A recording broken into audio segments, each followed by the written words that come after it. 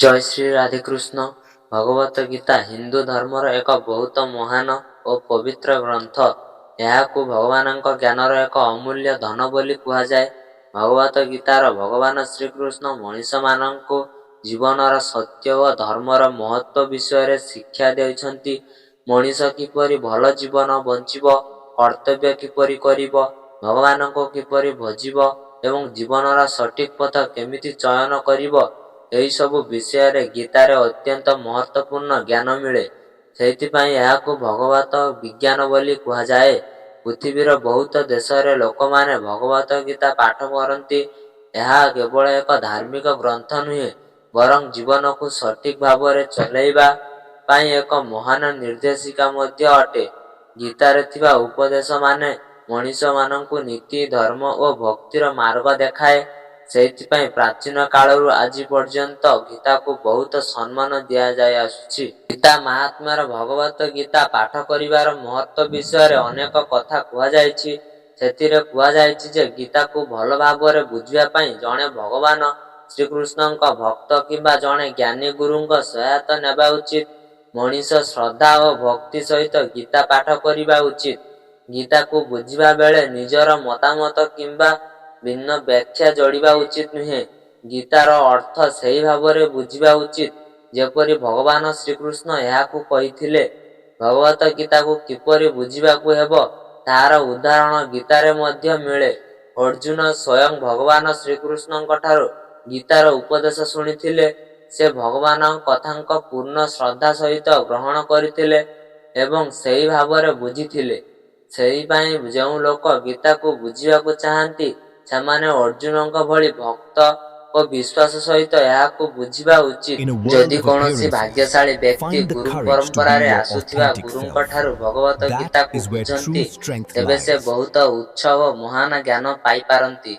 गुरु परंपरा माने हेउछि एमिति एक प्रथा जेउठारे गुरु तांकर शिष्यंकु ज्ञान दियंती एवं सेही शिष्य पुणी अन्य शिष्यंकु सेही ज्ञान दियंती। एहीपरि भावरे ज्ञान पीढ़ी रु पीढ़ी को पहुंची थांती। जो व्यक्ति एही प्रकार गीता को बुझंती से समस्त वैदिक ज्ञान और पृथ्वीर अन्य शास्त्र मानक ज्ञान को मध्य टोपी जाई पारंती। अन्य धार्मिक ग्रंथ माने जेते ज्ञान रहिछि से सब कथा भागवत गीतारे मध्य मिले, किंतु गीतारे किछि एमिति महान ज्ञान मध्य रहिछि जहा अन्य कौनसी ग्रंथरे मिले नाही। सेही पाई भगवत गीता को एक स्वतंत्र सर्वोत्तम ज्ञानर ग्रंथ बोली मने करा जाए। यह पूर्ण भगवत विज्ञान अटे, कारण यह स्वयं परम पुरुष भगवान श्रीकृष्णଙ୍କ द्वारा कुहा जायछि। महाभारत ग्रंथरे धृतराष्ट्र और संजयଙ୍କ मध्यरे होइथिबा कथाबार्तारे एही महान दर्शन वर्णना करा जायछि। धृतराष्ट्र अंध थिबारु से युद्ध भूमि रे कोण घटुची देखि पारु नथिले। सेही पाई संजय तांको कुरुक्षेत्र रे युद्ध भूमिर समस्त घटना वर्णना करुथिले।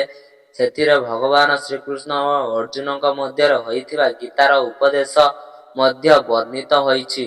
कुरुक्षेत्र प्राचीन कालरू एक पवित्र तीर्थस्थान भावे परिचित। बहुत वर्ष धरी लोकमाने एहाकू एक पवित्र और धार्मिक स्थान भावे मानि आसुछंती। एही स्थान रे महाभारतर महान युद्ध होइथिबा। युद्ध आरंभ हेबा पूर्वरु अर्जुन युद्ध करिबाकू इच्छा करू नथिले, कारण से निज परिवार और आत्मीय मानक विरुद्धरे युद्ध करिबाकू दुखित हेउथिले। हेतेबेले भगवान श्रीकृष्ण तांकू जीवनर सत्य और कर्तव्य विषय रे महान शिक्षा देइथिले। सेही शिक्षा को आमे भगवत गीता बोली जानू। एठारे धर्मक्षेत्र शब्दटी बहुत अर्थपूर्ण। धर्मक्षेत्र माने हेउछि एक पवित्र स्थान जेउठारे धर्म और पवित्र कार्य करा जाए। कुरुक्षेत्र को धर्मक्षेत्र बोली कुहा जाए, कारण यह एक पवित्र तीर्थ स्थान। सेठारे युद्ध हेउथिबा समय रे भगवान श्रीकृष्ण अर्जुनଙ୍କ पक्षरे थिले।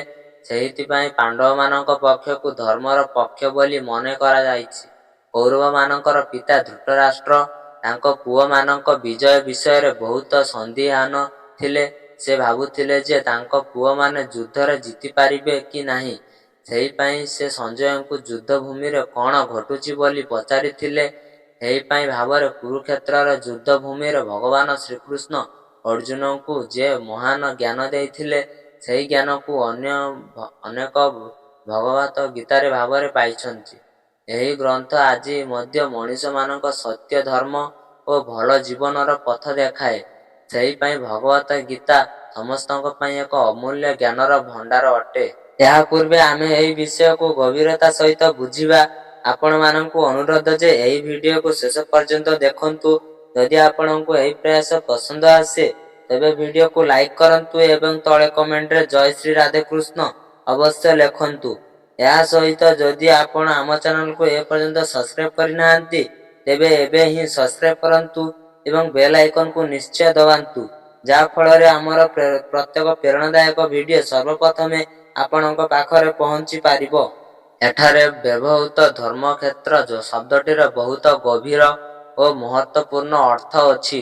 ଧର୍ମକ୍ଷେତ୍ର ମାନେ ହେଉଛି ସେହିପରି ଏକ ପବିତ୍ର ସ୍ଥାନ ଯେଉଁଠାରେ ବ୍ରତ, ପୂଜା, ଯଜ୍ଞ ଓ ଅନ୍ୟ ଧାର୍ମିକ କାର୍ଯ୍ୟ କରାଯାଏ।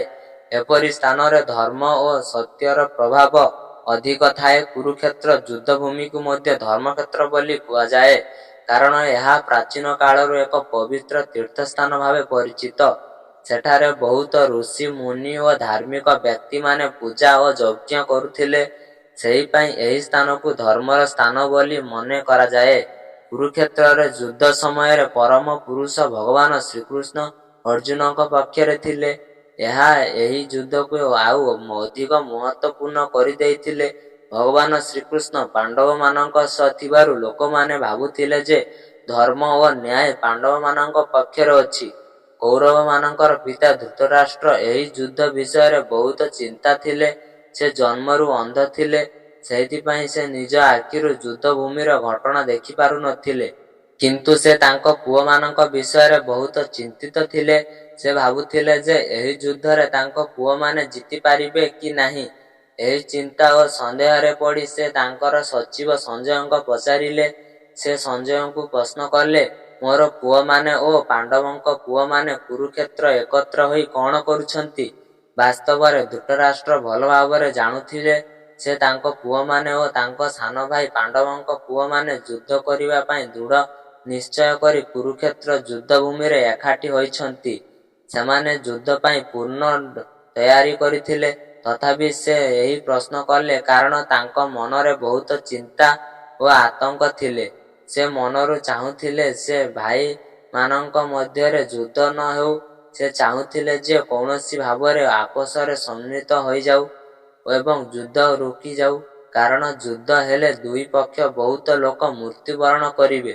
ତଥାପି ତାଙ୍କ ମନରେ ଆଉ ଗୋଟିଏ ଚିନ୍ତା ଥିଲେ। ସେ ଜାଣିବାକୁ ଚାହୁଁଥିଲେ ଯେ ଏହି ଯୁଦ୍ଧରେ ତାଙ୍କ ପୁଅମାନଙ୍କର ଭାଗ୍ୟ କ'ଣ ହେବ। କୁରୁକ୍ଷେତ୍ର ଯେତିକି ଏକ ପବିତ୍ର ତୀର୍ଥସ୍ଥାନ, ସେହିପାଇଁ ଧୃତରାଷ୍ଟ୍ର ବହୁତ ଅଧିକ ଚିନ୍ତିତ ହୋଇପଡ଼ିଥିଲେ। ସେ ଭାବୁଥିଲେ ଯେ ପବିତ୍ର ସ୍ଥାନର ପ୍ରଭାବ ଯୁଦ୍ଧର ଫଳ ଉପରେ ପଡ଼ିପାରେ। ଯେଉଁଠାରେ ଧର୍ମ ଓ ପବିତ୍ରତା ଅଧିକ ଥାଏ, ସେଠାରେ ଧର୍ମପରାୟଣ ଲୋକମାନେ ଅଧିକ ସହାୟତା ପାଇପାରନ୍ତି। ବେଦରେ ମଧ୍ୟ କୁରୁକ୍ଷେତ୍ର ବିଷୟରେ ଅନେକ ବର୍ଣ୍ଣନା ମିଳେ। ସେଠାରେ କୁହାଯାଇଛି ଯେ କୁରୁକ୍ଷେତ୍ର ଏକ ଏତେ ପବିତ୍ର ତୀର୍ଥସ୍ଥାନ ଯେ ଦେବଲୋକର ଦେବତାମାନେ ମଧ୍ୟ ଏହାକୁ ପୂଜା କରନ୍ତି ଓ ସମ୍ମାନ କରନ୍ତି। ଏହା ଏକ ଏମିତି ସ୍ଥାନ ଯେଉଁଠାରେ ଧର୍ମ ଓ ପବିତ୍ରତାର ଅତ୍ୟନ୍ତ ମହତ୍ତ୍ୱ ରହିଛି। ଧୃତରାଷ୍ଟ୍ର ଏହି ସବୁ କଥା ଭଲ ଭାବରେ ଜାଣୁଥିଲେ। ସେ ଏହା ମଧ୍ୟ ଜାଣୁଥିଲେ ଯେ କୁରୁକ୍ଷେତ୍ରରେ ହେଉଥିବା ଯୁଦ୍ଧ ପାଣ୍ଡବମାନଙ୍କ ପକ୍ଷରେ ଅଧିକ ଅନୁକୂଳ ହୋଇପାରେ, କାରଣ ପାଣ୍ଡବମାନେ ସ୍ୱଭାବରେ ଧାର୍ମିକ, ସତ୍ୟବାଦୀ ଓ ନ୍ୟାୟପ୍ରିୟ ଥିଲେ।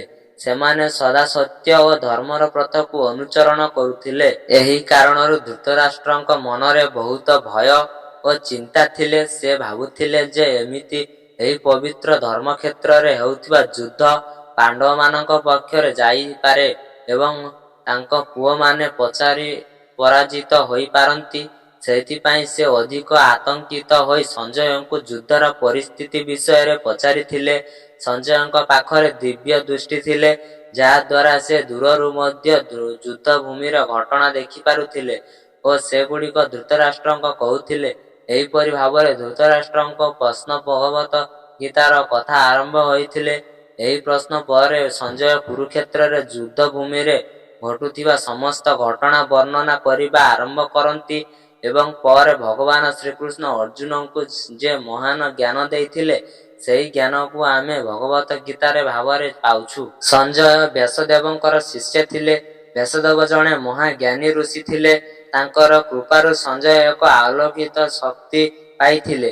ଏହି ଶକ୍ତି ଦ୍ୱାରା ସଞ୍ଜୟ ଦୂରରେ ଘଟୁଥିବା ଘଟଣାମାନଙ୍କୁ ମଧ୍ୟ ସ୍ପଷ୍ଟ ଭାବରେ ଦେଖିପାରୁଥିଲେ। ସେ ରାଜା ଧୃତରାଷ୍ଟ୍ରଙ୍କ ପାଖରେ ବସିଥାଇ ମଧ୍ୟ କୁରୁକ୍ଷେତ୍ର ଯୁଦ୍ଧ ଭୂମିରେ କଣ ଘଟୁଛି ସେସବୁ ଦେଖିପାରୁଥିଲେ। ଧୃତରାଷ୍ଟ୍ର ଜନ୍ମରୁ ଅନ୍ଧ ଥିଲେ, ତେଣୁ ସେ ନିଜ ଆଖିରେ କିଛି ଦେଖିପାରୁନଥିଲେ। କୁରୁକ୍ଷେତ୍ରରେ ଯେତେବେଳେ ବଡ଼ ଯୁଦ୍ଧ ଆରମ୍ଭ ହେଲେ ସେ ତାହା ନିଜ ଦେଖିବାକୁ ଅସମର୍ଥ ଥିଲେ। ଏହି କାରଣରୁ ସେ ସଞ୍ଜୟକୁ ପଚାରୁଥିଲେ ଯେ ଯୁଦ୍ଧ ଭୂମିରେ କଣ କଣ ଘଟୁଛି। ସଞ୍ଜୟ ବ୍ୟାସଦେବଙ୍କ ଦିଆଯାଉଥିବା ଦିବ୍ୟ ଦୃଷ୍ଟିରେ ସବୁ କିଛି ଦେଖି ଧୃତରାଷ୍ଟ୍ରଙ୍କୁ ତାହା କହୁଥିଲେ। ଏହିଭଳି ଭାବରେ ଧୃତରାଷ୍ଟ୍ର ଯୁଦ୍ଧର ସମସ୍ତ ଘଟଣା ବିଷୟରେ ଜାଣିପାରୁଥିଲେ। ପାଣ୍ଡବମାନେ ଓ କୌରବମାନେ ଆସିଲେ। ଏବେ ଏକେ ପରିବାରରେ ଲୋକ ଥିଲେ। ପାଣ୍ଡବମାନେ ପାଣ୍ଡବଙ୍କ ପୁତ୍ର ଓ କୌରବମାନେ ଧୃତରାଷ୍ଟ୍ରଙ୍କ ପୁତ୍ର। ପାଣ୍ଡବ ଓ ଧୃତରାଷ୍ଟ୍ର ଦୁଇ ଜଣ ଭାଇ ଥିଲେ। ସେହିପରି ପାଣ୍ଡବ ଓ କୌରବମାନେ ଆପସରେ ଭାଇ ଓ ଭଳି ସମ୍ପର୍କ ରଖୁଥିଲେ। ତେଣୁ ସେମାନେ ସମସ୍ତେ ଏକ ବଂଶରେ ଥିଲେ। କିନ୍ତୁ ଧୃତରାଷ୍ଟ୍ରଙ୍କ ମନ ପାଣ୍ଡବମାନଙ୍କ ପ୍ରତି ସମାନ ଭାବରେ ନଥିଲେ। ସେ ନିଜ ପୁତ୍ରମାନଙ୍କୁ ବହୁତ ଭଲ ପାଉଥିଲେ ଏବଂ ସେମାନଙ୍କ ପକ୍ଷରେ ଥାଉଥିଲେ। ଏହି କାରଣରୁ ସେ ପାଣ୍ଡବମାନଙ୍କ ନିଜ ପୁତ୍ରମାନଙ୍କ ପରି ଭାବୁନଥିଲେ। ସେ ଜାଣି ଶୁଣି ନିଜ ପୁତ୍ରମାନଙ୍କ କୌରବ ବୋଲି କହୁଥିଲେ ଏବଂ ପାଣ୍ଡବମାନଙ୍କୁ ସେଥିରୁ ଅଲଗା କରୁଥିଲେ। ଏହାରୁ ଜଣାପଡ଼େ ଯେ ଧୃତରାଷ୍ଟ୍ରଙ୍କ ମନରେ ପକ୍ଷପାତ ଥିଲେ। ଏଇଠି ଆମେ ଆଜିର ପ୍ରୟାସ ଶେଷ କରୁଛୁ। ଚ୍ୟାନେଲକୁ ଯିଏ ନୂଆ ହେଇଛ ଚ୍ୟାନେଲକୁ ସବସ୍କ୍ରାଇବ କରନ୍ତୁ ଏବଂ ବେଲ୍ ଆଇକନକୁ ନିଶ୍ଚୟ ଦବାନ୍ତୁ, ଯାହା ଫଳରେ ଆମର ପ୍ରତ୍ୟେକ ପ୍ରେରଣାଦାୟକ ଭିଡିଓ ସର୍ବପ୍ରଥମେ ଆପଣଙ୍କ ପାଖରେ ପହଞ୍ଚି ପାରିବ। ଜୟ ଶ୍ରୀ ରାଧେ।